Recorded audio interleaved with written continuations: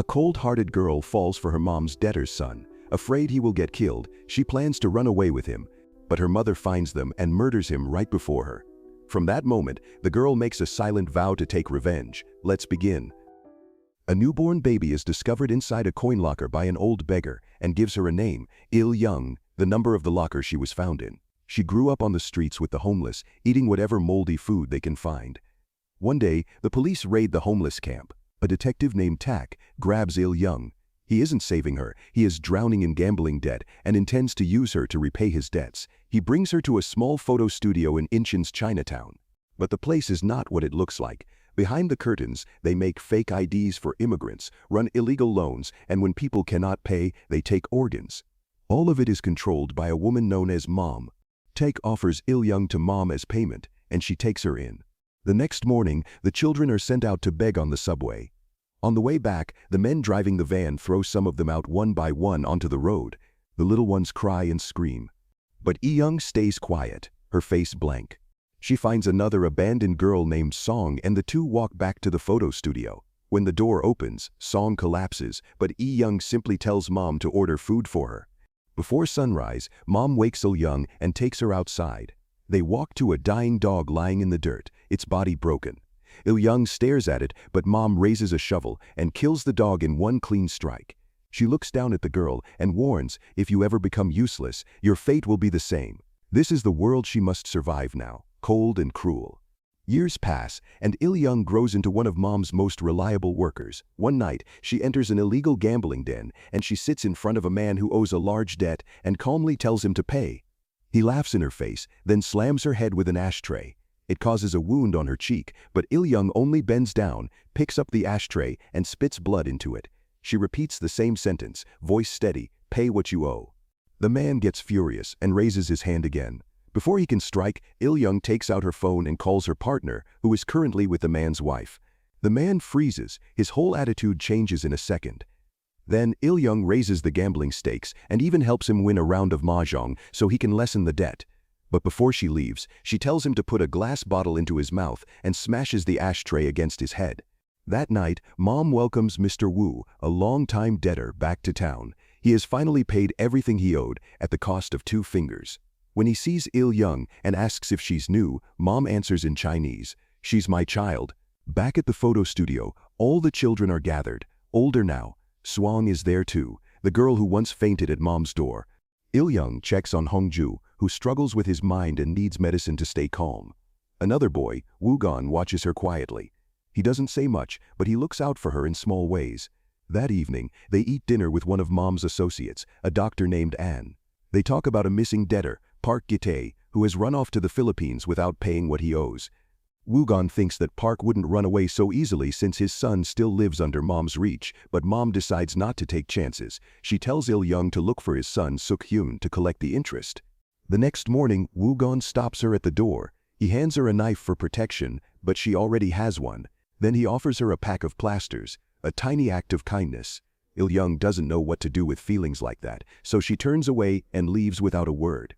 She drives to Suk Hune's apartment and knocks on his door. When it opens, she finds a warm-faced young man who smiles gently and invites her inside. He knows she is here to collect money, but he still insists on cooking pasta for her before giving her the money. As she eats, he tells her softly that his dad is working hard and will pay everything back soon. Il-young looks at him and asks, "Why do you trust him so much?" Suk Hune answers simply, "Because he's my dad." Then, he notices the scar on her face. He reaches out to put ointment on it, worry in his eyes. But Il-young flinches and slams the food on the floor. Then, she storms out of the apartment without collecting a single one. Later that day, Mom calls. Il-young tells her a lie, that Suk Hune wasn't home. She doesn't question it, but gives her a new order, go to the club. Song caused trouble. Il-young rushes there and finds Song completely high, screaming and slapping another woman.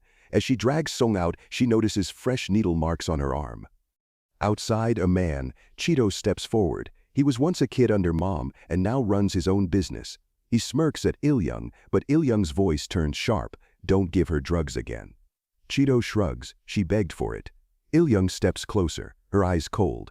"If you give them to her again, I'll kill you."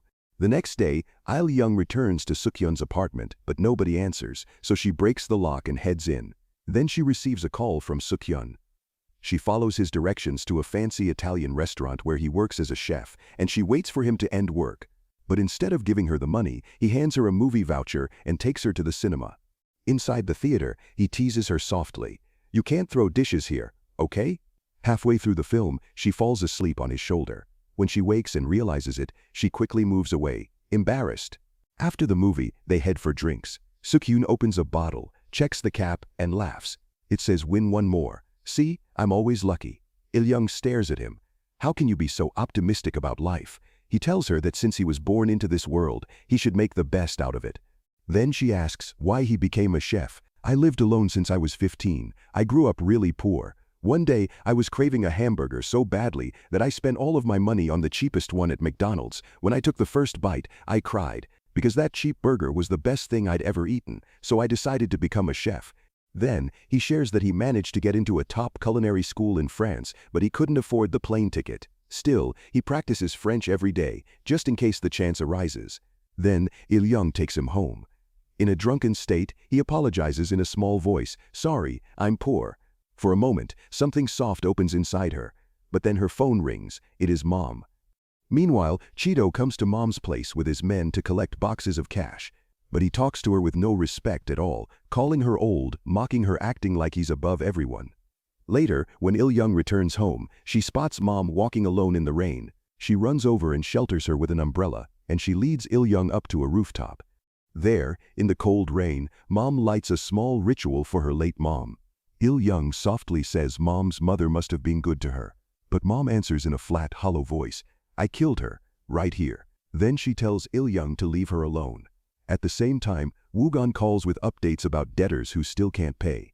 Mom gives a single order, "Handle it," and Hongju calmly calculates how much they can make from each organ, like he's reading grocery prices. When Il-young returns home, she finds Song curled up in her bed. Song looks at her for a long moment and asks, "Are you okay? You're acting strange lately." But Il-young brushes her off and tells her to sleep, hiding everything she feels. The next morning, Il-young follows Song out to go shopping. Song spots her staring at a colorful dress, nothing like Il-young's usual style. She nudges Il-young to try it on, and Il-young ends up buying it. On the way home, Il-young sees a travel poster about a flight to France. It reminds her of Suk Hune. Then she drags Song to help her take passport photos, and quietly asks, "Is France far from Korea?" The thought of running away with him is already blooming in her mind. That night, Woo-gon walks into Suk Hyun's workplace. Right in front of the staff, he threatens him, telling him he has until tomorrow to pay his debt. The next day, Mom orders Il-young to drive her. She hands her a file with Suk Hyun's picture and tells her since Park Di-tae has disappeared, they will be operating on Suk Hyun instead. Mom coldly says she wants Il-young to handle it.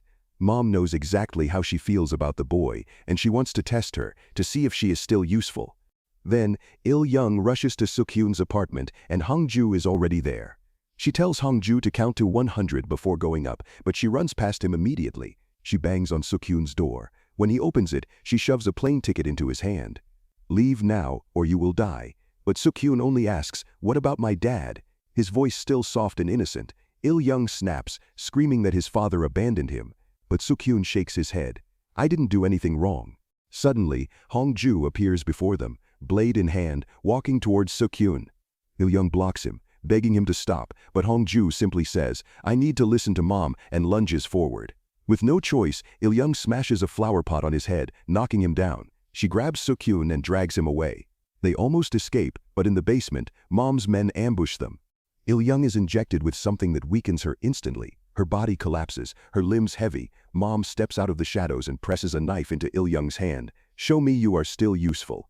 Il-young begs, but Mom doesn't wait. She walks to Suk Hyun and slices his throat. He is dragged into a van, his body taken away for organ harvesting, and Il-young can only watch, powerless. Mom walks back toward Il-young, knife in hand, but she hesitates. The doctor steps forward. "I'll help you finish her," he says softly, but Mom waves him off. When the doctor insists that she should follow the rules, Mom snaps. "Don't lecture me," she shouts. Then, the door bursts open. Woo-gon stands there, furious.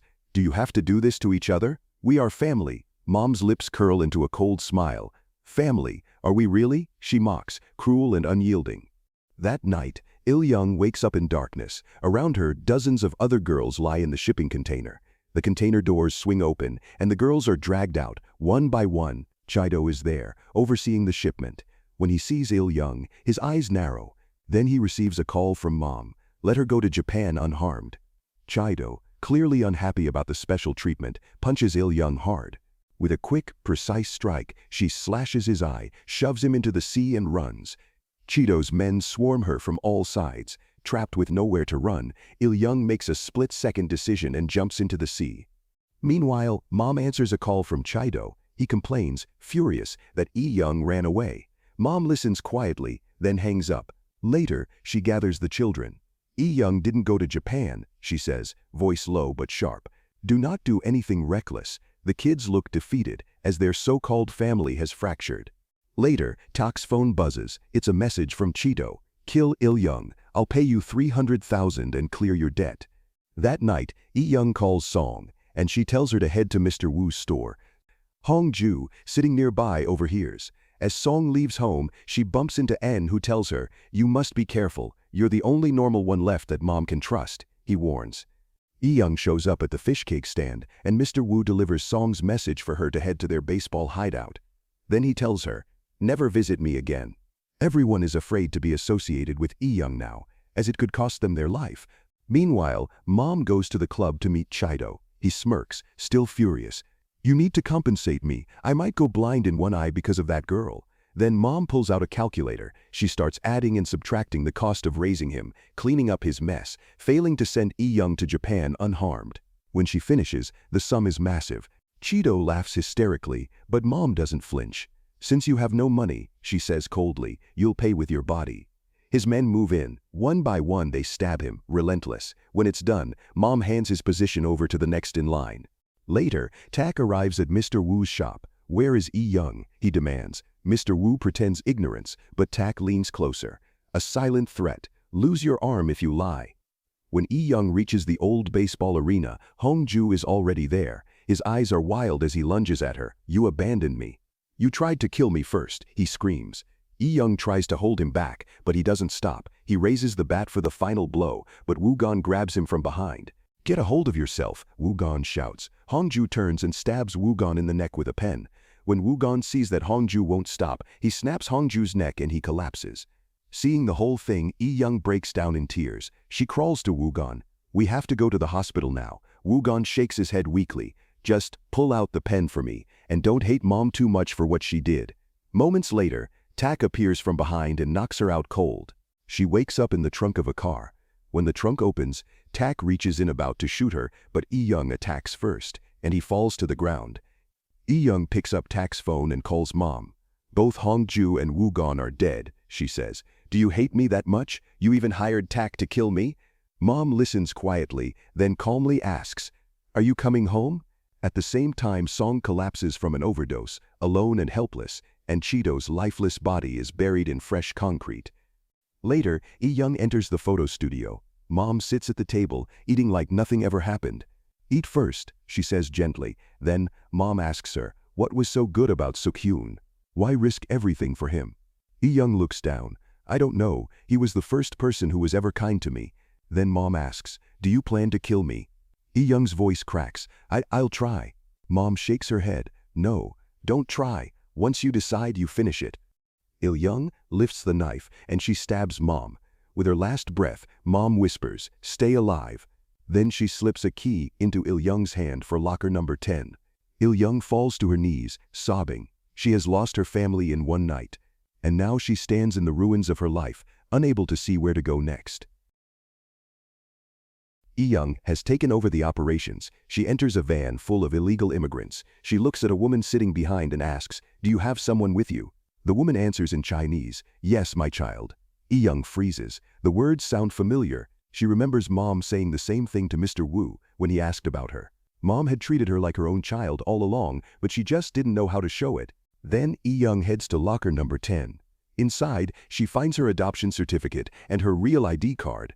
For the first time, she understands. Mom's cruelty had always been a strange, twisted way of caring.